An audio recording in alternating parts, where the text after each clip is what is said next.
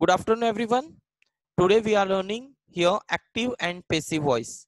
Now, tell me what is active voice and what is passive voice. It is very simple. Active voice means कर्तावाचक. Active voice को हम लोग Gujarati language में क्या कहते हैं? कर्तावाचक.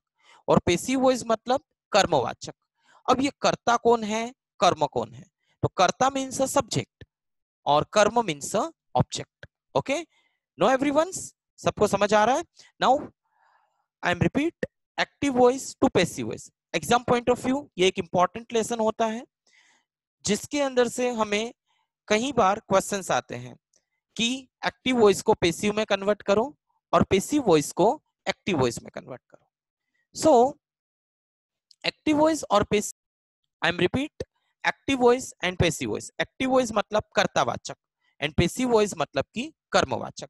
अब ये एक्टिव वॉइस मतलब कर्तावाचक मतलब सब्जेक्ट. जो सेंटेंस की शुरुआत कर्ता से होती है, आई मीन सब्जेक्ट से होती है, उसको एक्टिव वॉइस कहा जाता है. जो सेंटेंस की शुरुआत कर्म से होती है यानी कि ऑब्जेक्ट से होती है, उसे हम लोग कहते हैं passive voice. I am repeat, जो सेंटेंस की शुरुआत कर्ता से होती है मीन्स की सब्जेक्ट से होती है, उसको हम लोग कहते हैं एक्टिव वॉइस. जिस सेंटेंस की शुरुआत कर्म से होती है, ऑब्जेक्ट से होती है, उसे हम लोग कहते हैं passive voice. Now everyone get confused. What is कर्ता, what is subject, what is कर्म, व्हाट इज ऑब्जेक्ट. तो मैं आपको बहुत क्लियरली समझा देता हूं कर्ता और कर्म क्या है. I am sharing a screen. In front of your screen, see I give you one of the example. I give you one of the example. See, it is a very simple example. Suppose example, Ram watched, sorry, Ram watch a TV. Ram watch a TV. Ram क्या कर रहा है? TV देख रहा है. Ram watch a TV. अब देखो, आपको एक्टिव वॉइस के लिए, पैसिव वॉइस के लिए सबसे पहले तो ये समझना होगा कि सब्जेक्ट कौन है और ऑब्जेक्ट कौन है. इट मींस कर्ता कौन है और कर्म कौन है. कर्ता और कर्म ये जब तक हमें नहीं क्लियर होगा तब तक आपको एक्टिव पैसिव वॉइस क्लियर नहीं होगा. सो आज का मेरा क्लास के अंदर ये सबसे पहले मैं आपको समझाऊंगा कि कर्ता को कैसे आइडेंटिफाई करना है और कर्म को कैसे आइडेंटिफाई करना है. व्हेन यू नोज कि भाई कर्ता और कर्म कैसे आइडेंटिफाई होंगे, तब तक आपको ये समझ में नहीं आएगा. So everyone look at the screen और हम लोग यहाँ पे कर्ता और कर्म को समझने की कोशिश कर रहे हैं. ओके, कर्तावाचक मतलब कि देखो, सबसे पहले कर्ता मतलब कि सब्जेक्ट. सब्जेक्ट, ओके, यहाँ पे सब्जेक्ट कौन है. ओके, और दूसरा मेरा क्वेश्चन है कि यहाँ पे ऑब्जेक्ट कौन है. बहुत इंपॉर्टेंट है, बहुत इंपॉर्टेंट है. यहाँ पे देखो, राम वॉचकार, राम वॉचकार. तो सबसे पहला क्वेश्चन सब्जेक्ट और ऑब्जेक्ट को ढूंढने के लिए सबसे पहला आपको एक सवाल करना होगा. एक सवाल ये करो कि इसमें एक्शन क्या है. एक्शन क्या है? तो सबको पता चल गया एक्शन क्या है, वॉच.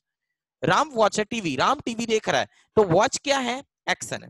देखो, लाइन से जाना है. सबसे पहले आप सवाल करो कि एक्शन क्या है, तो आपको जवाब मिलेगा वॉच. वॉच ये भाई एक्शन है, एक्शन यानी वर्ब है. अब ये वॉच की एक्शन कौन कर रहा है? फिर दूसरा सवाल पूछो, ये वॉच की एक्शन कौन कर रहा है? तो आपको जवाब मिलेगा कि वॉच की एक्शन राम कर रहा है. तो भाई राम सब्जेक्ट हो गया क्योंकि वो एक्शन कर रहा है, क्योंकि ये एक्शन कर रहा है. तीसरा सवाल पूछो कि ये एक्शन किसके ऊपर हो रहा है. चलो भाई, एक्शन वॉच देखने की एक्शन हो रही है, वो एक्शन राम कर रहा है, लेकिन वो किसको देख रहा है, किस पे हो रही है वो एक्शन? तो वो एक्शन भाई टीवी पे हो रही है. तो टीवी कौन है, ऑब्जेक्ट है. टीवी कौन है, ऑब्जेक्ट है. तो Ram is the subject and TV is the object. यानी ये वाक्य एक्टिव वॉइस है. राम वॉच है टीवी एक्टिव वॉइस है. क्यों? क्योंकि वो सब्जेक्ट से शुरू हो रहा है. अगर ये वाक्य टीवी से चालू होता ना, तो ये पैसिव वॉइस होता. ओके, तो ये पैसिव वॉइस होता. ये एक्टिव वॉइस क्यों है? क्योंकि ये सब्जेक्ट से चालू हो रहा है. अगर ये सेंटेंस में टीवी से चालू करूं तो वो पैसिव वॉइस हो जाएगा. चलो, नहीं समझ आया तो दूसरा एक एग्जांपल देता हूं. देखो, मैं दूसरा एग्जांपल देता हूं. यहाँ पे Meet, okay, Meet kick the ball. Meet ने क्या किया, बॉल को लात मारी. Meet kick the ball. Okay, Meet kick the ball. अब मीत ने क्या किया, एक बॉल को लात मार दी। तो अब सबसे पहला क्वेश्चन क्या होगा, what is the first question, what is the first question, question is this कि भाई इसमें एक्शन क्या है। सबसे पहला क्वेश्चन एक्शन क्या है, दूसरा वो एक्शन किसने किया, दूसरा वो एक्शन किसने किया, और तीसरा ये एक्शन किस पे हुआ। ओके, ये एक्शन किस पे हुआ। तो सबसे पहले इसमें एक्शन क्या है, लात मारना। एक्शन क्या है, लात मारना। लात मारना is the action, it's a verb, it's a verb, it's action. Okay okay. तो अब नेक्स्ट क्वेश्चन क्या है, ये किक मारने की एक्शन किसने की, ये किक मारने की एक्शन किसने की, मीत ने की। तो मीत क्या हो गया, सब्जेक्ट। अब ये लात किस पे मारी, तो बॉल पे, तो बॉल कौन बन गया, ऑब्जेक्ट बन गया।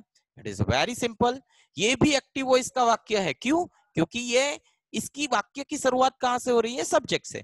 जिन वाक्य की शुरुआत सब्जेक्ट से होती है वो एक्टिव वॉइस है, जिन वाक्य की शुरुआत ऑब्जेक्ट से होती है वो पैसिव वॉइस है। अब सब्जेक्ट और ऑब्जेक्ट ढूंढने के लिए आपको 3 सवाल करने होंगे। पहले तो पूछो एक्शन क्या है, फिर पूछो ये एक्शन किसने की है, फिर पूछो ये एक्शन किस पे हुई है। ओके, 3 ही सवाल पूछो, आपको एक्टिव को पैसिव आ जाएगा। एक्टिव वॉइस पैसिव वॉइस समझने के लिए, सीखने के लिए, इसके आंसर को ढूंढने के लिए, इसको सॉल्व करने के लिए हमेशा आपको 3 सवाल करने हैं। पहला सवाल कि कोई भी सेंटेंस आ जाए, ये पूरे चैप्टर के अंदर कोई भी सेंटेंस आ जाए, आप 3 सवाल पूछो, आपको आंसर मिल जाएगा। आप 3 सवाल पूछो, आपको आंसर मिल जाएगा। ये सवाल किसको पूछोगे, भाई खुद से पूछो। क्या सवाल पूछोगे सर, क्या सवाल पूछोगे, सबसे पहले सवाल ये पूछोगे कि एक्शन क्या है, इस सेंटेंस के अंदर एक्शन क्या है, ये पहला सवाल। दूसरा सवाल, ये एक्शन किसने की, ये एक्शन किसने की। तीसरा सवाल, ये एक्शन किस पे हुई, ये एक्शन किस पे हुई। अब मैं और एक एग्जांपल देता हूं। ओके, मैं एक एग्जांपल यहां पे देता हूं आप लोगों को। Suppose example